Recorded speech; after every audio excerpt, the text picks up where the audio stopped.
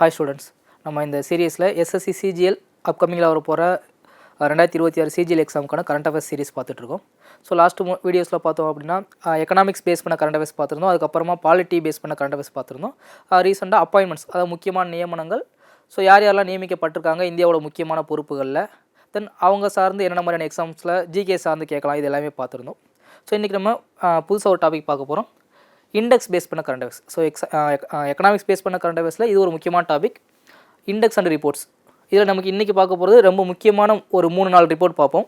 அதில் SDG index ஒன்று, அப்புறம் எஸ்டிஜி இந்தியா இண்டெக்ஸ் ஒன்று. சரி, எஸ்டிஜி இண்டெக்ஸ்ன்றது காமனாக ஐநா சபை வெளியிடுவாங்க. ஸோ அதே மாதிரி இந்தியாவுக்குள்ளே இந்த எஸ்டிஜிக்கு ஒரு இண்டெக்ஸ் வெளியிடுவாங்க, நிதி ஆயோக் வெளியிடுவாங்க. தென் அதுக்கப்புறமா HDI index, human development index.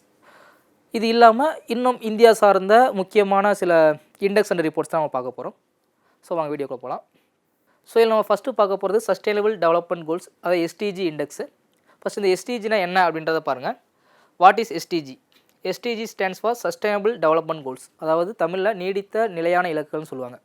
ஆக்சுவலாக எல்லா நாடுகளுமே வளர்ச்சி அடையணும் அப்படின்ற ஒரு கான்செப்டில் இருக்காங்க. பட் இந்த வளர்ச்சினா என்ன?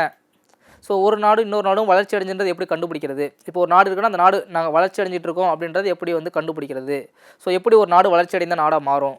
ஸோ அப்படின்றதுக்காக ஒரு தரவுகள் சேகரிச்சிருப்பாங்க. அந்த தரவுகளை தான் என்ன சொல்கிறாங்கன்னா எஸ்டிஜி, சஸ்டைனபிள் டெவலப்மெண்ட் கோல்ஸ்னு சொல்கிறாங்க. இதை யார் தயாரித்தாங்க அப்படின்னா யுனைடெட் நேஷன்ஸ் தான் இந்த எஸ்டிஜி அப்படின்ற ஒரு கான்செப்டை வந்து உருவாக்குறாங்க. எந்த வருஷம்னு பாருங்கள், 2015, 2015 எஸ்டிஜி, அதாவது நீடித்த நிலையான இலக்குகள் அப்படின்ற ஒரு கான்செப்டை உருவாக்குறாங்க. ஸோ எதுக்காக இந்த இலக்குகள் உருவாக்குறாங்க? இப்போ எல்லா நாடுகளும் வளர்ச்சி அடையணும்னா இந்த இலக்குகளை ஃபோக்கஸ் பண்ணணும். ஸோ இந்த இலக்குகளில் நீங்கள் வளர்ச்சி அடைஞ்சிங்கன்னா தான் நீங்கள் உண்மையான வளர்ச்சி அடைகிறீங்க அப்படின்றதுக்காக ஐநா சபை வந்து இந்த எஸ்டிஜி அப்படின்ற ஒரு கான்செப்டை உருவாக்கியிருப்பாங்க. ஓகே, ஸோ இதுக்காக ஒரு இலக்கு வச்சுருப்பாங்க. அதாவது 2015 அதை உருவாக்குறாங்க. ஸோ ஐநா சபை என்ன இலக்கு வச்சுருக்காங்கன்னா 2030 எல்லா நாடுகளும் இந்த 17, அதாவது ஒரு 17 இலக்குகள் சொல்லுவாங்க. மொத்தம் இந்த இலக்குகள் நம்ம சொல்கிறோம் இல்லையா எஸ்டிஜின்றது, அது 17 இலக்குகள் சொல்லியிருப்பாங்க ஐநா சபை. அப்போ எல்லா நாடுகளும் இந்த 17 இலக்குகளையுமே அச்சீவ் பண்ணணும். அச்சீவ் பண்ணால் எப்போ அச்சீவ் பண்ணுறது அப்படின்றதுக்கு அவங்களே ஒரு இலக்கு சொல்லியிருந்திருப்பாங்க 2030. அதாவது 2015 தொடங்கி அடுத்த 15 ஆண்டுகளில் உலக நாடுகள் இந்த 17 இலக்குகள், அதாவது டோட்டல் கோல்ஸ் வந்து 17, இந்த 17 இலக்குகளையுமே தன்னிறைவு பெற்று அச்சீவ் பண்ணியிருக்கணும் அப்படின்றது தான் இந்த எஸ்டிஜிக்கான ஒரு கான்செப்ட். ஸோ இதுக்காக ஒவ்வொரு வருஷமுமே ஐநா சபை என்ன பண்ணுவாங்கன்னா ஒரு ரிப்போர்ட் வெளியிடுவாங்க. இந்த 17 இலக்குகள்லையுமே என்னென்ன நாடுகள் எந்தெந்த இலக்குகளில் எவ்வளோ அச்சீவ் பண்ணியிருக்காங்க, முன்னாடி இருந்ததை விட இந்த தடவை அதிகமாக இருக்கா, கம்மியாக இருக்கா. அப்போ கம்மியாக இருக்குன்னா நீங்கள் வந்துட்டு வளர்ச்சியை நோக்கி போகாமல் பின்னோக்கி போகிறீங்கன்னு அர்த்தம்.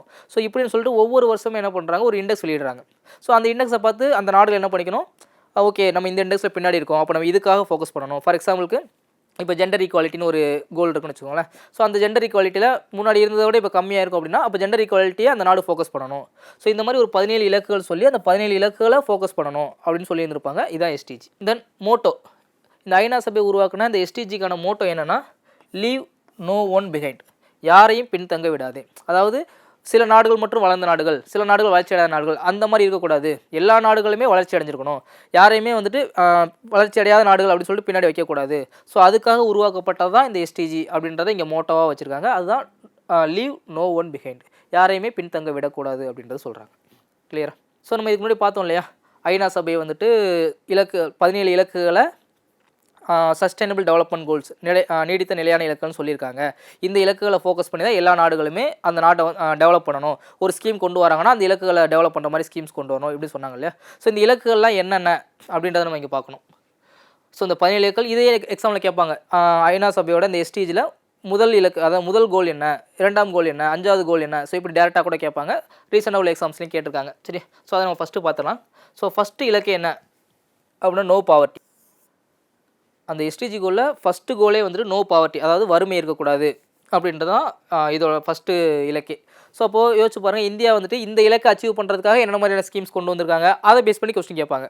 ஸோ டேரெக்டாக இந்த இலக்கு கேட்கலாம், அப்படி இல்லைனா இந்த இலக்குக்காக இந்தியா என்ன மாதிரியான திட்டங்கள் கொண்டு வந்திருக்கலாம். ஃபார் எக்ஸாம்பிள் சொல்லணும்னா இப்போது நம்ம வறுமையை ஒழிக்கிறதுக்காக இந்தியா என்னென்ன மாதிரியான அப்ரோச்லாம் பண்ணுறாங்க. ஒன்று, இந்தியாவே ஒரு வேலைவாய்ப்பை உருவாக்கி கொடுக்குறாங்க, ஒரு சம்பளத்துக்கான வேலைவாய்ப்பை உருவாக்கி கொடுக்குறாங்க. ஃபார் எக்ஸாம்பிள் சொல்லணும்னா இப்போ ரீசெண்டாக கூட Mahatma Gandhi national rural employment guarantee act, நம்ம 100 நாள் வேலைன்னு சொல்கிறோம் இல்லையா, அந்த 100 நாள் வேலையை இப்போ ரீசெண்டாக பேர் மாற்றிருப்பாங்க, விபிஜி ராம்ஜி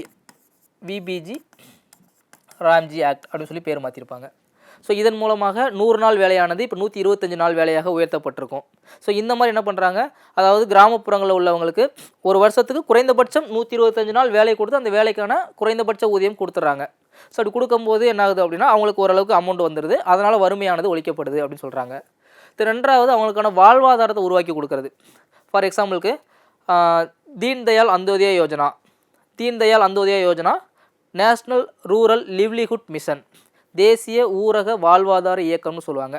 ஸோ அதன் மூலமாக சுய உதவி குழுக்கள் உருவாக்குவாங்க. இந்த திட்டத்துக்கு கீழே சுய உதவி குழுக்கள் உருவாக்கி ஸோ அவங்களுக்கு கடன் தொகை கொடுக்கறது, அவங்களுக்கு ஒரு பிஸ்னஸ் பண்ண சப்போர்ட் பண்ணுறது, இந்த மாதிரி அவங்கள அப்லிஃப்ட் பண்ணுறது. ஸோ அந்த மாதிரி அப்லிஃப்ட் பண்ணும்போது அவங்க வறுமையிலேருந்து வெளில வந்துடுறாங்க. ஸோ இந்த மாதிரி அவங்களுக்கு ஒரு சம்பளம் ஒரு உருவாகிற ஒரு வேலையவோ அல்லது அவங்களுக்கு வாழ்வாதாரத்தையோ உருவாக்கி கொடுக்கறது மூலமாக நம்ம என்ன பண்ணுறோம், அவங்களோட வறுமையை வந்து போக்குறோம். ஓகே, தென் இரண்டாவது இலக்கு என்னென்னு பாருங்கள். ஸோ சொல்லும்போது அந்த இலக்கு என்னன்றதை பார்த்துட்டே வாங்க. இரண்டாவது இலக்கு நோ ஹங்கர், பசி இருக்கக்கூடாது. இதுதான் இரண்டாவது இலக்கு. எந்த ஒரு நாட்டிலையுமே பசி அப்படின்ற ஒரு விஷயம் இருக்கக்கூடாது, பசி இல்லாத ஒரு நாடாக இருக்கணும் அப்படின்றத இரண்டாவது இலக்காக வச்சுருக்காங்க. ஃபஸ்ட்டு வறுமை இருக்கக்கூடாது, அதான் ஃபஸ்ட்டு மெயின். ஸோ ரெண்டாவது பசி இருக்கக்கூடாது. சரிங்களா? ஓகே, ஸோ பசி இருக்கக்கூடாது அப்படின்னு சொல்லிட்டாங்க. அப்போ இந்த கோல் அச்சீவ் பண்ணுறதுக்கு இந்தியா என்னென்ன மாதிரியான திட்டங்கள் போட்டிருக்காங்க அப்படின்னு பார்த்தோன்னா நமக்கு தெரியும். 2013 நேஷ்னல் ஃபுட் செக்யூரிட்டி ஆக்ட், NFSAன்னு சொல்லுவாங்க, தேசிய உணவு பாதுகாப்பு சட்டம் 2013. ஸோ இதன்படி தான் நம்ம மானிய விலையில் உணவுகள் வழங்குறோம். இப்போ நம்ம ரேஷன் ஷாப்லாம் உணவுகள் வழங்குறாங்க இல்லையா, அதெல்லாம் வந்து இந்த ஃபுட் செக்யூரிட்டி ஆக்ட்டுக்கு கீழே தான். அதாவது தேசிய உணவு பாதுகாப்பு சட்டம். அதாவது எல்லாருக்குமே சரியான வகையில் ஊட்டச்சத்துக்கள் போகணும். இப்போ ஃபார் எக்ஸாம்பிளுக்கு ஒருத்தருக்கு வருமானம் கம்மியாக இருக்குது, அந்த வருமானம் கம்மியாக இருக்கிறதுனால அவருக்கு கரெக்டான ஊட்டச்சத்து போகாமல் இருந்தால் நாளுக்கெல்லாம் அவர் உடல் சோர்வாக வாய்ப்பு இருக்கு இல்லையா, அவர் உடல் வந்துட்டு ஹெல்த் இஷ்யூ வர வாய்ப்பு இருக்குது. ஸோ அதனால் எல்லாருக்குமே அந்த ஊட்டச்சத்து வந்து கரெக்டாக போகணும் அப்படின்ற கான்செப்டில் கொண்டு வரப்பட்டது தான் national food security act, NFSA 2013 கொண்டு வந்திருப்பாங்க. ரொம்ப ரொம்ப முக்கியம். ஓகே, அதன்படி தான் பார்த்திங்க அப்படின்னா அந்த ரேஷன் பொருட்கள் ஃபார் எக்ஸாம்பிளுக்கு மானிய விலையில் அரிசி 1 கிலோ 3 ரூபா, கோதுமை 1 கிலோ 2 ரூபா, தென் பல்சஸ் பருப்பு வகைகள் வந்துட்டு 1 கிலோ 1 ரூபா. ஸோ இந்த மாதிரி மானிய விலையில் தானியங்கள் வழங்குறாங்க. இப்படி மானிய விலையில் வழங்கும்போது எல்லாருமே அதை வாங்கி யூஸ் பண்ணுறதுக்கு சான்சஸ் இருக்குது. அதனால் அனைவருக்குமே ஊட்டச்சத்து கிடைக்கும் இல்லையா, அதுதான் டார்கெட். அது மட்டும் இல்லை, இந்த தேசிய உணவு பாதுகாப்பு சட்டத்தின் மூலமாக இந்தியாவில் அரௌண்ட் 75% மக்கள் வந்து பயனடைகிறாங்க அப்படின்னு சொல்கிறாங்க. 75ல் 3/2 பங்கு, அதாவது கிராமப்புறங்கள் 75%, நகர்ப்புறங்கள் 50%, ஓவராலாக 67%, அதாவது 3/2 பங்கு மக்கள் இந்தியாவில் இருக்கிறவங்க இந்த சட்டத்தின் மூலமாக பயன்படுகிறாங்க. அதாவது அமௌண்ட்டை சொல்லணும்னா ஒரு 80 கோடி பேர் இந்தியாவில் மொத்தம் இப்போ பாப்புலேஷன் அதிகமாகிட்டு. ஸோ இதுக்கு முன்னாடி சென்சஸ் வச்சு பார்க்கும்போது ஒரு 80 கோடி பேர் என்ன ஆகுறாங்க அப்படின்னா இந்த உணவு பாதுகாப்பு திட்டத்தின் மூலமாக பயனடைகிறாங்க. அதுவும் இல்லாமல் இப்போ நான் சொன்னது மானிய விலையில் சொல்லிட்டு இருந்தேன் இல்லையா, இந்த 2019-20 இந்த கோவிட் டைம், கொரோனா வந்ததுக்கப்புறமா பிரதான் மந்திரி கரீப் கல்யாண் அன்ன யோஜனா அப்படின்னு ஒரு ஸ்கீம் கொண்டு வந்தாங்க. அதன் மூலமாக இந்த மானிய விலையில் வழங்கின உணவுகளை கூட இலவசமாக வழங்கிக்கிட்டு இருந்தாங்க. இப்போ வரைக்கும் அந்த ஸ்கீம் தொடர்ந்துக்கிட்டு தான் இருக்குது. அதுக்கு பேர் தான் கரீப் கல்யாண் அன்ன யோஜனா அப்படின்னு சொல்லி கொண்டு வந்தாங்க. ஓகே, அதுக்கப்புறம் பாருங்கள், மூன்றாவது இலக்கா என்ன சொல்லியிருக்காங்கன்னா குட் ஹெல்த், எல்லாருக்குமே நல்ல ஆரோக்கியமான உடல்நிலை இருக்கணும். கரெக்டாக? ஸோ ஃபார் எக்ஸாம்பிளுக்கு காசு இருக்கிறவங்களுக்கு மட்டும்தான் அந்த மருத்துவம் இருக்குது, காசு இல்லாதவங்களுக்கு மருத்துவம் கிடையாது அப்படின்ற மாதிரி சிச்சுவேஷன் இருக்கக்கூடாது. உடல் ஆரோக்கியமானது எல்லாருக்குமே பொதுவானது. அப்போ ஒரு நாடு தன்னுடைய குடிமக்கள் எல்லாருக்குமே அந்த உடல் ஆரோக்கியத்தை வந்துட்டு உறுதி செய்யணும் அப்படின்றத இங்கே மூன்றாவது இலக்கா சொல்லியிருக்காங்க. இதுக்காக இந்தியா என்ன மாதிரியான மெனக்கிட்டு இருக்காங்க, ஒரு ஸ்கீம் சொல்லலாம்னு பார்த்தோன்னா பிரதான் மந்திரி ஜன் ஆரோக்கிய யோஜனா, அதாவது ஆயுஷ்மான் பாரத் அப்படின்னு சொல்லுவாங்க. அதுக்கு இன்னொரு பேர் தான் பிரதான் மந்திரி ஜன் ஆரோக்கிய யோஜனா. இப்போ ரீசெண்டாக கூட இதில் ஒரு அப்டேட் பண்ணியிருப்பாங்க. இந்தியா முழுவதும் 70 வயது பூர்த்தி அடைந்த எல்லாருக்குமே 5 லட்சம் வரைக்கும் இலவச மருத்துவ காப்பீடு. அப்போ யோசிச்சு பாருங்கள், ஒரு கிராமப்புறத்தில் இருக்கிற மக்கள் கூட ஜென்ரலாகவே வயசாக என்ன பண்ணுவாங்க, ஆஸ்பத்திரி செலவு பண்ணக்கூடாதுன்னு யோசிப்பாங்க. ஸோ இந்த மாதிரி கவர்மெண்ட்டே இலவசமாக மருத்துவ காப்பீடு கொடுக்குறாங்க, ஒரு 5 லட்சம் வரை கொடுக்குறாங்கன்றப்போ ஸோ அவங்களுமே ஹாஸ்பிட்டல் போவாங்க, ஒரு மெடிசன் எடுத்துப்பாங்க, ஒரு ட்ரீட்மெண்ட் எடுத்துப்பாங்க. இதன் மூலமாக உடல் ஆரோக்கியமானது எல்லாருக்குமே உறுதி செய்யப்படுது இல்லையா. ஸோ இதை தான் மூன்றாவது இலக்காக வச்சுருப்பாங்க. அடுத்து 4வது இலக்கு பாருங்கள், குவாலிட்டியான எஜுகேஷன், தரமான கல்வி. சரியா? ஸோ கல்வி மட்டும் கொடுக்கறது கிடையாது, கல்வி வந்து தரமான கல்வியாக இருக்கணும். ஸோ அதுதான் வந்துட்டு 4வது இலக்காக இருக்குது. ஃபார் எக்ஸாம்பிள் இதுக்காக நம்ம கொண்டு வரப்பட்ட திட்டம் தான் இந்த சமக்கர சிக்ஷா அபியான். ஸோ சமக்கர சிக்ஷா அபியான் அப்படின்னு பார்த்தோன்னா அதாவது பள்ளி குழந்தைகள் எல்கேஜி யூகேஜிலேருந்து அரௌண்ட் மேல்நிலை பள்ளி வரைக்குமே தரமான கல்வி கிடைக்கணும் அப்படின்ற ஒரு கான்செப்டில் கொண்டு வந்திருப்பாங்க சமக்கர சிக்ஷா அபியான். அது மட்டும் இல்லை, RTE right to education act அப்படின்னு ஒரு ஆக்டே இருக்குது. சரியா? Right to education act.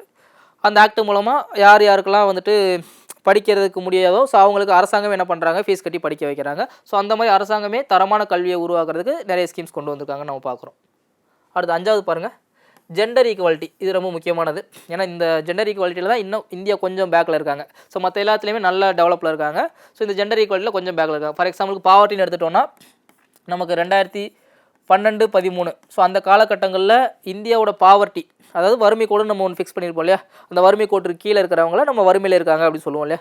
So பாவர்ட்டியில் இருந்தவங்க 29% மேலே எப்போது 2012, 13. இப்போது ரீசெண்டாக 2023, 24 சர்வேல இந்தியாவில் வறுமை கோட்டுக்கு கீழே இருக்கிறவங்க 11.8% தான். ஸோ அந்த அளவுக்கு வந்து நம்ம வறுமையை வந்து கண்ட்ரோல் பண்ணியிருக்கோம் அப்படின்னு பார்க்குறோம். பட் ஜெண்டர் ஈக்குவாலிட்டின்றது இன்னுமே வந்துட்டு இந்தியாவில் காணப்படுது. அதனால தான் இப்போ ரீசெண்டாக கூட நம்ம லாஸ்ட் கிளாஸ் பார்த்தோம் இல்லையா, இந்திய அரசியலமைப்பில் 106வது சட்ட திருத்தம் என்ன பார்த்தோம், அரசியலில் பெண்களுக்கு 33% இடஒதுக்கீடு. அது மக்களவையாக இருந்தாலும் சரி, மாநில சட்டமன்றங்களாக இருந்தாலும் சரி, அரசியலில் பெண்களுக்கு 33% இடஒதுக்கீடு ஏன் கொடுக்குறோம்? ஏன்னா பெண்கள் அந்தளவுக்கு யாருமே அரசியலில் வர்றதில்லை, வந்தாலும் அந்தளவுக்கு அவங்களுக்கு பிரதிநிதித்துவம் கிடைக்கிறது இல்லை. ஸோ அதனால் நம்ம என்ன பண்ண வேண்டியிருக்கு, ஒரு ரிசர்வேஷன் கொடுத்து அந்த ஈக்குவாலிட்டியை நம்ம கொண்டு வர வேண்டியிருக்கு. சரி, ஸோ அதுக்காக இதுதான் ஜெண்டர் ஈக்குவாலிட்டி. அப்போ ஜெண்டர் ஈக்குவாலிட்டி பேஸ் பண்ணி ஒரு நாடு வந்து முன்னேற்றம் இருக்கணும். அப்போ அதை ஃபோக்கஸ் பண்ணி கொண்டு வந்ததான் நம்ம அந்த 33% இடஒதுக்கீடு. அது மட்டும் இல்லை, நம்ம நிறைய விஷயங்களை இடஒதுக்கீடு கொண்டு வந்திருக்கோம். இப்போது ஃபார் எக்ஸாம்பிளுக்கு பஞ்சாயத்து எலெக்ஷன் எடுத்துக்கோங்க. இந்த பஞ்சாயத்து எலெக்ஷன்லையுமே பெண்களுக்கு 3 பங்கு இடஒதுக்கீடு கொடுக்கணும்னு சொல்கிறோம். அரசு வேலைவாய்ப்புகள் எடுத்துக்கோங்க. இப்போ தமிழ்நாடு அரசு எடுத்தோம்னா 30% பெண்களுக்கு இடஒதுக்கீடு தர்றாங்க. ஸோ இந்த மாதிரி பெண்களுக்கு இடஒதுக்கீடு தரது மூலமாக நம்ம என்ன பண்ணுறோம், ஜெண்டர் ஈக்குவாலிட்டியை கொண்டு வரதுக்காக ட்ரை பண்ணுறோம் அப்படின்னு சொல்கிறாங்க. ஓகே, அடுத்து 6வது பாருங்கள். 6வது இலக்கு க்ளீன் வாட்டர், சுகாதாரமான குடிநீர். சரியா, குடிநீர் கிடைக்கிறது மட்டும் கிடையாது, எல்லாருக்குமே சுகாதாரமான குடிநீர் கிடைக்கணும். காசு இருக்கிறவங்களுக்கு மட்டும் சுகாதாரமான குடிநீர், காசு இல்லாதவங்களுக்கு சுகாதாரம் இல்லாத குடிநீர் அப்படின்னு இருக்கக்கூடாது. எல்லாருக்குமே சுகாதாரமான குடிநீர் கிடைக்கணும் அப்படின்றது 6வது இலக்கு. ஸோ இதுக்காக இந்திய அரசு கொண்டு வந்த ஒரு திட்டம் நம்ம சொல்லலாம், ஜல் ஜீவன் மிஷன், JJMனு சொல்லுவாங்க. ஓகே, ஆக்சுவலாக 2019 ஆகஸ்ட் 15 கொண்டு வந்திருப்பாங்க. இதோட நோக்கம், இந்த ஜல் ஜீவன் மிஷனோட நோக்கம் என்ன, அனைத்து வீடுகளுக்கும் குழாய் இணைப்பு மூலமாக குடிநீர் கொண்டு வர்றது. அதாவது ஒரு நாளைக்கு ஒரு மனிதருக்கு 55 லிட்டர் அப்படின்ற விதத்தில் குழாய் மூலமாக எல்லா வீட்லேயுமே குடிநீர் இணைப்பு கொண்டு வரணும் அப்படின்றது தான் இந்த ஜல் ஜீவன் மிஷன். ஆக்சுவலாக இது 2024 முடிகிற மாதிரி இருந்துச்சு. பட் இருந்தாலும் எல்லா வீட்டுக்கும் அது கரெக்டாக போய் சேரலன்றதுனால இப்போ ஜல் ஜீவன் மிஷன் 2.0 அப்படின்னு லான்ச் பண்ணியிருப்பாங்க. 2028க்குள்ளே அனைத்து வீடுகளுக்கும் குழாய் இணைப்பு மூலமாக குடிநீர் சேவை அப்படின்றத இந்த ஜல் ஜீவன் மிஷன். ஸோ அப்படி கொண்டு வரதன் மூலம் என்ன ஆகுது, எல்லா வீட்டுக்குமே சுகாதாரமான குடிநீர்ன்றதை நம்ம உறுதி செய்கிறோம் இல்லையா. ஸோ அப்போது பாருங்கள், நம்ம ஸ்கீம்ஸையும் இந்த இலக்குகளையும் மேட்ச் பண்ணி படித்தோன்னா நமக்கு இந்த இலக்குகளும் மறக்காது, ஸ்கீம்ஸும் மறக்காது. அடுத்தடுத்து நடக்கிற விஷயங்களையும் ஸ்கீம்ஸையும் நம்மளால் ஈஸியாக புரிஞ்சுக்கவும் முடியும். சரியா, ஓகே. அடுத்தது பாருங்கள், ரினியூவபிள் எனர்ஜி. அதாவது எனர்ஜியையும் தாண்டி இங்கே என்ன சொல்கிறாங்க, ரினியூவபிள் எனர்ஜின்றாங்க. அதாவது புதுப்பிக்கத்தக்க ஆற்றல். ஸோ இப்போ ஆற்றலை நமக்கு 2ஆக பிரிக்கிறாங்க, ரினியூவபிள், நான் ரினியூவபிள்னு. இப்போ நான் ரினியூவபிள் என்ன, அதை புதுப்பிக்க முடியாது.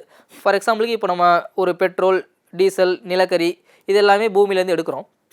ஸோ இதை மறுபடியும் உருவாக்க முடியுமானா கஷ்டம், உருவாக்க முடியாது இல்லையா. பூமியில் இருக்கிறதுனால எடுக்கிறோம், அது எப்போ தீர்ந்து போய் எதுவுமே நமக்கு தெரியாது. அப்படியே தீர்ந்து போச்சாலும் நம்ம அதை என்ன பண்ண முடியாது, புதுப்பிக்க முடியாது. ஸோ அதுதான் வந்துட்டு நான் ரினியூவபிள் எனர்ஜி. அப்போ ரினியூவபிள் எனர்ஜினா என்ன, ஒரு சோலார் பவராக இருக்கட்டும், ஒரு விண்டு பவராக இருக்கட்டும், ஒரு ஹைட்ரோ பவராக இருக்கட்டும். ஸோ இது எல்லாமே நம்மளால் என்ன பண்ண முடியும், நாளைக்கு நாள் வெளிச்சம் வந்துகிட்டே தான் இருக்கும், காற்று டெய்லி அடிச்சுட்டு தான் இருக்கும். சரியா, நீருன்றது மழை பெய்ய வந்துட்டு தான் இருக்கும். அப்போ இதெல்லாமே புதுப்பிக்கக்கூடிய ஆற்றல் மூலங்கள். அப்போ இதன் மூலமாக வர எனர்ஜியை நம்ம என்ன பண்ணணுன்றாங்க, அதிகரிக்கணும் அப்படின்றாங்க. அதுதான் ரினியூவபிள் எனர்ஜி. ஸோ இதுக்காக கொண்டு வரப்பட்ட ஒரு ஸ்கீம்னு சொல்லணும்னா, இப்போ ரீசெண்டாக கொண்டு வரப்பட்ட பிரதான் மந்திரி சூரியகர் முஃப்த் பிஜ்லி யோஜனா. அதாவது என்னென்னா, ஒவ்வொரு வீட்டிலும் அந்த கூரையின் மேலே என்ன பண்ணுறாங்க, சோலார் கூரை வைக்கலாம் அப்படின்னு ஒரு ஸ்கீம் கொண்டு வந்திருப்பாங்க. அதாவது ஒரு 3 கிலோவாட் வரைக்கும். இது அந்த வீட்டுக்காரங்க தான் வைக்கணும், அரசாங்கம் வச்சு தர மாட்டாங்க. அந்த வீட்டுக்காரங்க என்ன பண்ணிக்கலாம், அவங்க வீட்டு கூரையில் 3 கிலோவாட் வரைக்கும் சோலார் பேனல் வைக்கலாம். அப்போ இதுக்கு அரசாங்கம் எப்படி சப்போர்ட் பண்ணுறாங்க அப்படின்னா, மானியம் வழங்குறாங்க. ஃபார் எக்ஸாம்பிளுக்கு இப்போ ஒரு 3 கிலோவாட் அளவுக்கு நீங்கள் சோலார் பேனல் வைக்கணும் அப்படின்னா ஒரு 1.5 லட்சம் செலவாகும். இந்த 1.5 லட்சத்தில் ஒரு 78,000 ஏறக்குறைய பாதி அமௌண்ட்டுக்கு மேலே என்ன பண்ணிடுறாங்க, அரசாங்கம் உங்களுக்கு மானியமாக கொடுத்துட்றாங்க. அப்போ நீங்கள் பாதி அமௌண்ட்டில் நீங்கள் என்ன பண்ணிக்கலாம், 3 கிலோவாட் அளவுக்கு நீங்கள் சோலார் பேனல் உங்கள் வீட்டுக்கு மேலே வச்சுக்கலாம். அந்த கரண்ட்டை நீங்கள் கவர்மெண்ட்டுக்கு கொடுக்கணும்னு அவசியம் கிடையாது. அந்த கரண்ட்டை நீங்களே உங்கள் வீட்டுக்கு பயன்படுத்திக்கலாம். அப்படி வீட்டுக்கே பயன்படுத்துறது மூலமாக மேக்ஸிமம் உங்களுக்கு கரண்ட் பில்லுன்றது ஒரு 300 யூனிட் வரைக்கும் நீங்கள் ஒரு மாதத்துக்கு ஃப்ரீயாகவே யூஸ் பண்ணிக்கலாம் அப்படின்னு சொல்கிறாங்க. ஸோ அப்போ அவ்வளோதான். அப்போ நீங்கள் 300 யூனிட் வரைக்கும் யூஸ் பண்ணுறீங்க அப்படின்னா நீங்கள் கரண்ட் பில்லுக்குன்னு தனியாக ஒரு செலவு பண்ணுறதுக்கு தேவை இருக்காது. ஸோ இந்த மாதிரி கொண்டு வரப்பட்ட ஒரு ஸ்கீம் தான் பிரதான் மந்திரி சூரியகர் முஃப்த் பிஜ்லி யோஜனா. வீட்டு கூரையில் சோலார் பேனல் அமைக்கிற ஒரு திட்டம் கொண்டு வந்திருப்பாங்க. ஓகே, இந்த அடுத்தது பாருங்கள், good jobs and economic growth. அதாவது நல்ல வேலைவாய்ப்பு மற்றும் பொருளாதார முன்னேற்றம். அதுதான் 8வது இலக்கா சொல்கிறாங்க. ஸோ நல்ல வேலைவாய்ப்பு அப்படின்னா இப்போ ரீசெண்டாக பார்த்தீங்க அப்படின்னா skill development programme, Pradhan Mantri Kaushal Vikas Yojana, கிராமப்புற இளைஞர்களுக்கு அந்த திறன் பயிற்சி வழங்கி அதன் மூலமாக வேலைவாய்ப்பு உருவாக்குறது. ஸோ இந்த மாதிரி ஸ்கில் ட்ரைனிங் கொடுக்குறாங்க. இப்போ ஸ்கில் ட்ரைனிங் கொடுக்குறதுனால என்ன பண்ண முடியும், அந்த ஸ்கில்லை வச்சு அவனால் நல்ல வேலைக்கு போக முடியும். இப்போ ஃபார் எக்ஸாம்பிளுக்கு இப்போ 100 நாள் வேலை திட்டம் இருக்குன்னு வச்சுக்கோங்களேன், எல்லாருமே அதுவே தான் பார்க்கணுமா, அந்த வேலையிலேருந்து அவங்க எப்படி டெவலப் ஆகுது.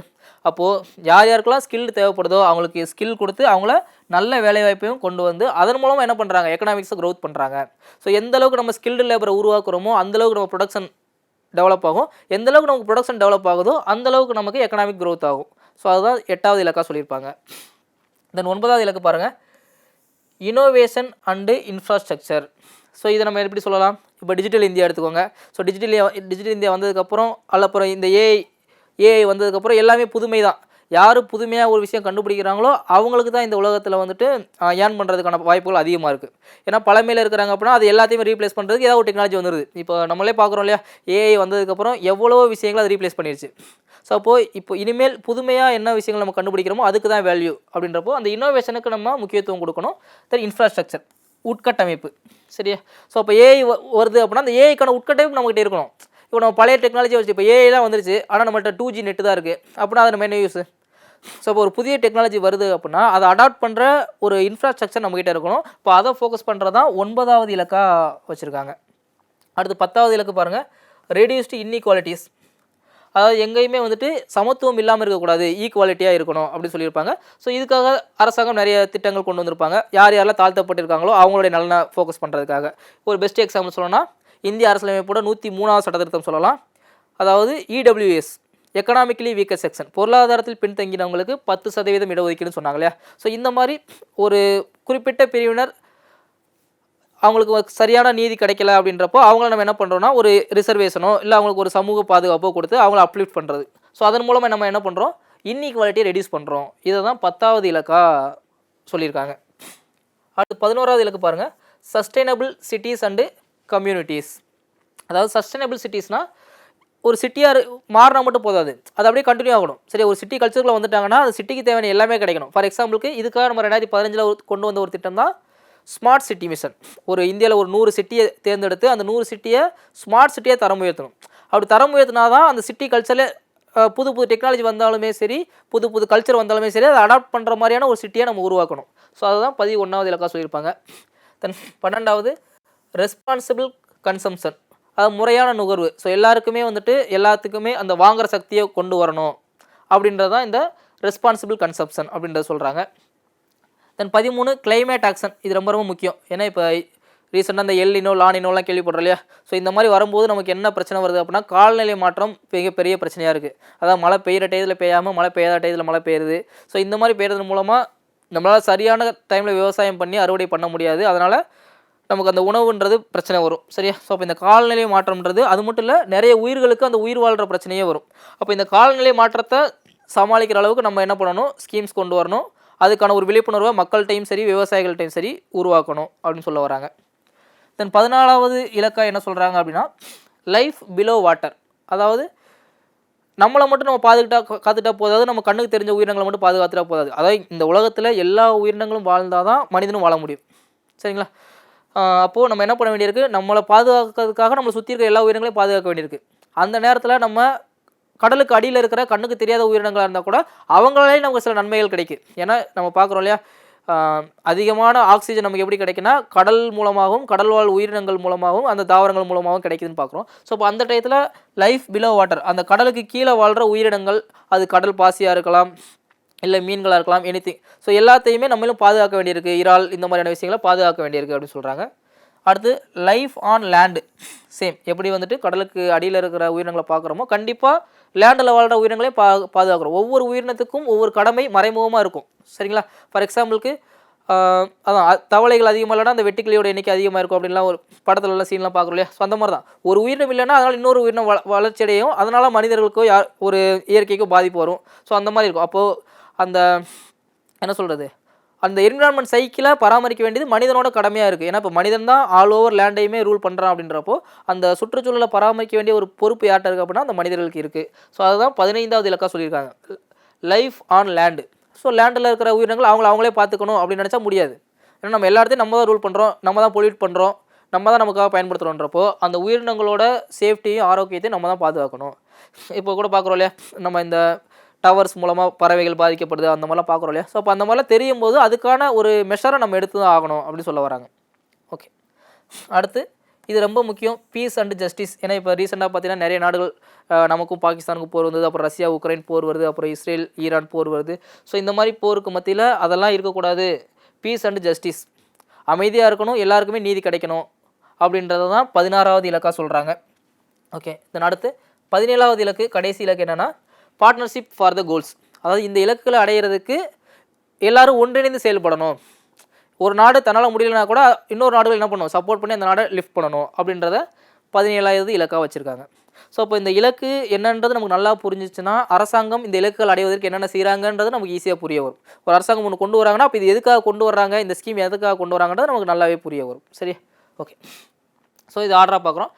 ஸோ இது எப்படி ஞாபகம் வச்சுக்கலாம்னா பாருங்கள், ஃபஸ்ட்டு பாவர்ட்டி, 1வது பாவர்ட்டி, அதை ஞாபகம் வச்சுக்கணும். முதல்ல வறுமை இருக்கக்கூடாது அப்படின்றத நம்ம ஞாபகம் வச்சுக்கணும். தென் 2வது பசி இருக்கக்கூடாது, நோ ஹங்கர். ஸோ அப்படின்றத எப்படியா வச்சுக்கலாம், நம்ம 2 நிமிஷத்தில் மேகி ரெடி ஆயிரும் அப்படின்னு ஒரு ஆட் வரும் இல்லையா. அப்போ 2 அப்படின்னா மேகி ரெடி ஆகிடுனா பசி போயிடும். அப்போ 2வது பசி அப்படின்னு ஞாபகம் வச்சுக்கலாம்.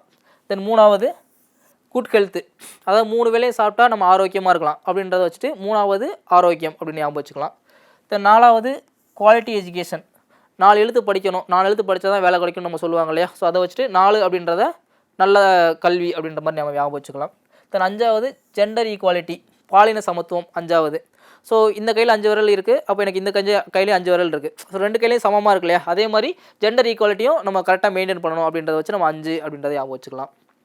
தென் 6வது க்ளீன் வாட்டர். ஸோ 6 அப்படின்றத, 6னா என்ன, ரிவர், 6னா 6, அதில் தண்ணி இருக்குது. ஸோ இப்போ க்ளீன் வாட்டர் அப்படின்றது 6வது இலக்கு அப்படின்றத நம்ம ஞாபகம் வச்சுக்கலாம்.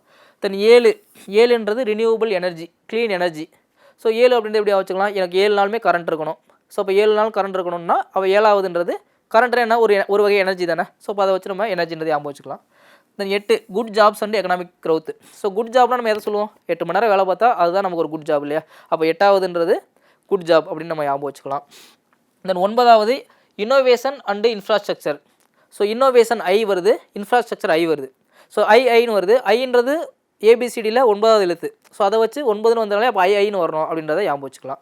தென் 10வது ரெடியூஸ்டு இன்இக்வாலிட்டிஸ்.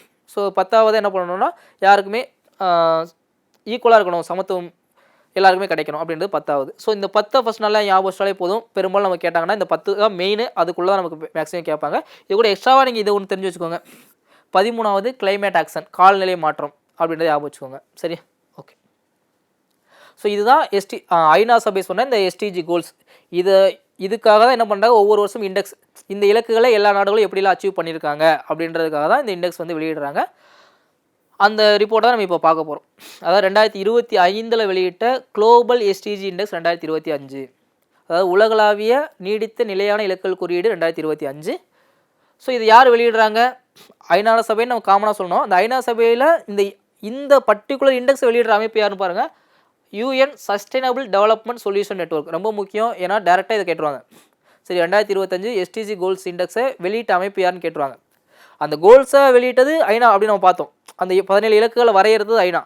ஆனால் அந்த இலக்குகளை ஒவ்வொரு நாடும் எவ்வளோ அச்சீவ் பண்ணியிருக்காங்கன்னு ஒவ்வொரு வருஷமும் ஒரு ரிப்போர்ட் வெளியிடுறாங்க இல்லையா. அந்த ரிப்போர்ட் எடுக்கிறது யார், ஐநாவோட ஒரு அமைப்பான UN sustainable development solution network. நல்லா பார்த்து வச்சுக்கணும். சரியா, ஓகே. அடுத்து சரி, இதில் நமக்கு எல்லா நாடுகளையும் பற்றி பெருசாக கேட்குறத விட இந்தியாவை ஃபோக்கஸ் பண்ணி தான் ரொம்ப முக்கியமாக கேட்பாங்க. அப்போ இந்தியா இதில் எப்படி பெர்ஃபார்ம் பண்ணியிருக்காங்க அப்படின்றத நம்ம நல்லா பார்த்து வச்சுக்கணும். பாருங்கள், இந்த எஸ்டிஜி இண்டெக்ஸ் 2025 உலக நாடுகளில் இந்தியாவோட தரவரிசை 99. சரியா, இதில் என்ன ஹைலைட்னா, இது வரைக்கும் இந்தியா 100க்குள்ளே வந்தது கிடையாது. முதல் முறையாக 2025 எஸ்டிஜி இண்டெக்ஸ் தான் நம்ம 100க்குள்ளே வந்திருக்கோம். ஸோ அதனால் இது நம்ம ஒரு பெரிய முன்னேற்றமாக பார்க்குறோம். 99வது பிளேஸ். சரியா, ஃபஸ்ட் டைம் 100க்குள்ளே வந்திருக்கோம். ஓகே, இந்தியாவோட மதிப்பெண் என்ன, அதாவது 100 மதிப்பெண்கள் ஓவராலாக பார்த்தீங்கன்னா அந்த 17 இலக்குகள்லையும் 100 மதிப்பெண்கள் வச்சுருக்காங்க. அந்த 100 மதிப்பெண் சராசரியில் இந்தியாவோட மதிப்பெண் எவ்வளோ சொல்கிறாங்க, 67ன்னு சொல்கிறாங்க. ஓகேவா. ஸோ மதிப்பெண் 67, பிளேஸு 99. மதிப்பெண் கூட பெருசாக கேட்க மாட்டாங்க, பட் பிளேஸ் ரொம்ப முக்கியம். 99. ஏன்னா பாருங்கள் சொல்கிறாங்க, India entered the top 100 countries for the first time. முதல் முறையாக 100 நாடுகளுக்குள்ளே வந்தது இதான் முதல் முறை இந்தியா அப்படின்னு மாதிரி சொல்கிறாங்க. ஓகே, ஸோ அதான் இங்கே தமிழ்லேயும் போட்டிருக்காங்க, பார்த்து வச்சுக்கோங்க. அடுத்து இந்த எஸ்டிஜியில் இந்தியா 99வது அப்படின்னா இப்போ ஃபஸ்ட்டு யார் அப்படின்ற மாதிரி நம்ம கேள்வி கேட்க வாய்ப்பு இருக்குது. ஸோ அதை பார்த்து வச்சுக்கணும். So first Finland. இந்த ஃபின்லாண்டு, ஸ்வீடனு, டென்மார்க்கு, ஸோ இவங்கெல்லாம் என்ன சொல்லுவாங்கன்னா இந்த ஸ்கேண்டிலேவியன் கண்ட்ரின்னு சொல்லுவாங்க. அதாவது இந்த நார்த் அமெரிக்கா ரீஜனில் இருக்கிறவங்க, சரியா, ஸ்கேண்டிலேவியன் கண்ட்ரின்னு சொல்லுவாங்க. ஸோ இவங்க தான் பார்த்தீங்கன்னா இந்த பெரும்பான்மையான இண்டெக்ஸில் டாப்பில் இருப்பாங்க. ஒரு வறுமை இல்லாத நாடுகளாலும் சரி, ஒரு மகிழ்ச்சியான நாடுகள்னாலும் சரி, ஸோ இந்த மாதிரியான முக்கியமான இண்டெக்ஸ் எல்லாமே டாப்பில் இருக்கிறது இவங்களாக தான் இருப்பாங்க. அந்தளவுக்கு வந்துட்டு ஒரு சேஃப் அண்ட் செக்யூராக இருப்பாங்க. ஓகே, அதே மாதிரி தான் இந்த நீடித்த நிலையான இலக்குகளையுமே முதல் 3 இடங்களில் பாருங்கள், ஃபின்லாண்டு, ஸ்வீடன், டென்மார்க். ஸோ இவங்க தான் முதல் 3 இடங்களை பிடிச்சிருக்காங்கன்னு பார்க்குறோம். சரி, ஓகே. நமக்கு பக்கத்து நாடுகளோடு நம்மளை கம்பேர் பண்ணி பார்க்கலாம். இந்தியாவோட ரேங்க் என்னென்னு பார்த்தோம், 67. இந்தியாவோட ரேங்க் 99ன்னு பார்த்தோம், மார்க் 67ன்னு பார்த்தோம் இல்லையா? ஓகே.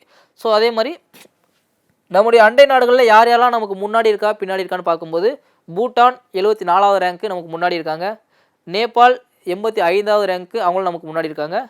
தென் ஸ்ரீலங்கா 93வது ரேங்க்கு, அவங்களும் முன்னாடி இருக்காங்க. மால்தீவ்ஸ் 53வது ரேங்க்கு, அவங்களும் முன்னாடி இருக்காங்க. தென் பாகிஸ்தான் 140வது ரேங்க்கு, ரொம்ப பின்னாடி இருக்காங்க.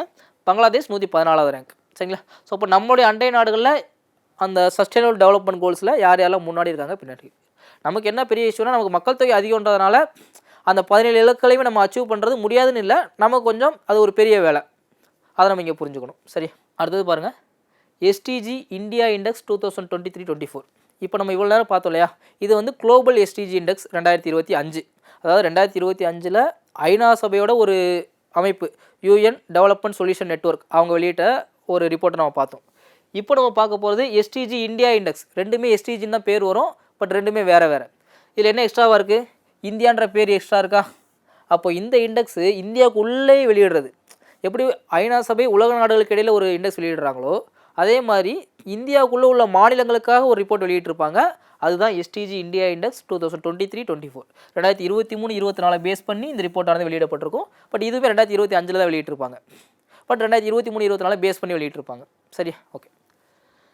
சரி, இது யார் வெளியிடுறாங்க? அங்கே நம்ம பார்த்தோம், அங்கே யார் வெளியிடுறாங்கன்னு பார்த்தோம், யூஎன் டெவலப்மெண்ட் சொல்யூஷன் நெட்வொர்க், அவங்க தான் வெளியிடுறாங்கன்னு பார்த்தோம் இல்லையா?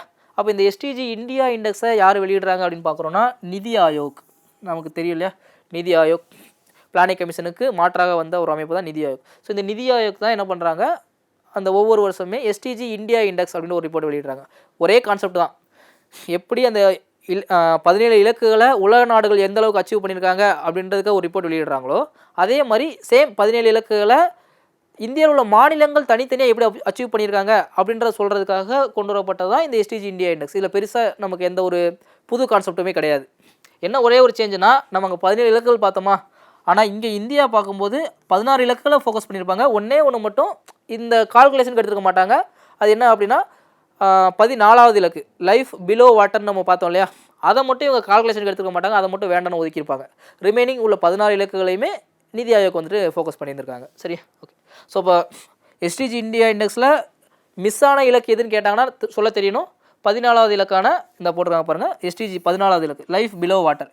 இது மட்டும்தான் ஐநா சபை சொன்ன அந்த 17 இலக்குகளில் சேர்க்காத ஒரு இலக்காக இருக்கும். சரியா? ஓகே. பாருங்கள், அடுத்து என்ன சொல்கிறாங்கன்னா, 4th எடிஷன் 2025 நிதி ஆயோக் வெளியிட்ட இந்த இண்டெக்ஸ் ஆனது 4th எடிஷன் அப்படின்னு சொல்கிறாங்க. ஓகே. அதுவே நம்ம யூஎன் டெவலப்மெண்ட் வெளியிட்டாங்களே, அது வந்து பார்த்திங்கன்னா 10th எடிஷன், 10வது எடிஷன். நிதி ஆயோக் வெளியிடுறதுல 4th edition. Okay. Developed with support from United Nations development programme and UN India. அதாவது அந்த யுனைடெட் நேஷன்ஸ் ஐநா சபையும் இந்தியாவில் இருக்கிற ஒரு ஐநா சபையோட ஒரு அமைப்பும் 2 பேரும் சேர்ந்து தான் இந்த தரவுகளை வந்துட்டு டெவலப் பண்ணியிருக்காங்க அப்படின்னு சொல்கிறாங்க. ஓகே. ஸோ என்னென்ன மாதிரியான அதே தான் இங்கே தமிழில் கொடுத்துருக்காங்க, பார்த்துக்கோங்க. ஸோ இதில் என்னென்ன மாதிரியான கேட்டகரி இருக்குது அப்படின்றத சொல்கிறாங்கன்னு பாருங்கள். அதாவது எடுக்கிற மதிப்பெண்ணுக்கு ஏற்ற மாதிரி ஒரு கேட்டகரி. இப்போ நம்மளே சொல்லுவோம் இல்லையா, நம்ம ஸ்கூலில் நல்ல மார்க் எடுத்தால் அவன் நல்லா படிக்கிற பையன் அப்படி சொல்லுவோம் இல்லையா. ஸோ அந்த மாதிரி எடுக்கிற மதிப்பெண்களுக்கு ஏற்ற மாதிரி ஒரு கேட்டகரி வச்சுருக்காங்க. ஸோ இதில் என்ன கேட்டகரி சொல்கிறாங்கன்னு பாருங்கள். இப்போ நம்ம அங்கே இந்தியாவோட மதிப்பெண் 67ன்னு பார்த்தோம் இல்லையா, அதே மாதிரி இங்கே மாநிலங்களுக்கு ஒரு மதிப்பெண் கொடுக்குறாங்க. அப்போது மதிப்பெண்ணை மட்டும் வச்சு ஞாபகம் வைக்க முடியாது இல்லையா, அந்த மாநிலத்தை இவன் 50 மதிப்பெண் அப்படின்றது, இவன் 60 மதிப்பெண் ஞாபகம் வைக்க முடியாது. அப்போ அவன் மதிப்பெண்ணுக்கு ஏற்ற மாதிரி அவனுக்கு ஒரு கேட்டகரி நேம் கொடுக்குறாங்க. அதாவது ஒரு மாநிலம் 0லேருந்து 49 மதிப்பெண்கள் வரைக்கும் எடுத்தாங்கன்னா அவங்கள ஆஸ்பிரண்ட் அப்படின்னு சொல்கிறாங்க. சரி, அதாவது இப்போ தான் போட்டிக்கிட்டு இருக்காங்க அப்படின்னு சொல்கிறாங்க. 50லேருந்து 64 வரைக்கும் மார்க் எடுக்கிறாங்கன்னா அவங்க பெர்ஃபார்மர். ஆஸ்பிரண்டாக இல்லாமல் அவங்க இப்போ நல்லா பெர்ஃபார்ம் பண்ண ஆரம்பிச்சிட்டாங்க அப்படின்னு சொல்கிறாங்க. 65லேருந்து 99 வரைக்கும் இருக்கிறாங்கன்னா அவங்க ஃப்ரண்ட் ரன்னர். தமிழ்நாடு இப்போ இருக்கிறது இந்த கேட்டகரியில் இருக்காங்க ஃப்ரண்ட் ரன்னர். ஃப்ரண்ட் ரன்னர்னா பெர்ஃபார்மிங்லேயும் டாப் பெர்ஃபார்மிங்கில் இருப்பாங்க இல்லையா, அவங்க தான் ஃப்ரண்ட் ரன்னர். தென் 100 மதிப்பெண்கள் அச்சீவ் பண்ணிட்டாங்கன்னா அவங்க அச்சீவர். ஸோ 100% பண்ணிட்டாங்கன்னா அதுக்கப்புறம் அங்கே ஒன்றுமே இல்லை, அவங்க அச்சீவர் அப்படின்ற கேட்டகரி. ஸோ இந்த மாதிரி கேட்டகரியாக பிரித்து தான் என்ன பண்ணியிருக்காங்க, அந்த ரிப்போர்ட் வந்து வெளியிட்டிருக்காங்க. இதில் என்னென்ன மாநிலங்கள் என்னென்ன மாதிரியான இண்டெக்ஸில் டெவலப் ஆகிருக்காங்க அப்படின்றத நம்ம அடுத்தடுத்த வீடியோஸில் பார்க்கலாம். அடுத்த வீடியோ பார்க்கலாம். தேங்க்யூ.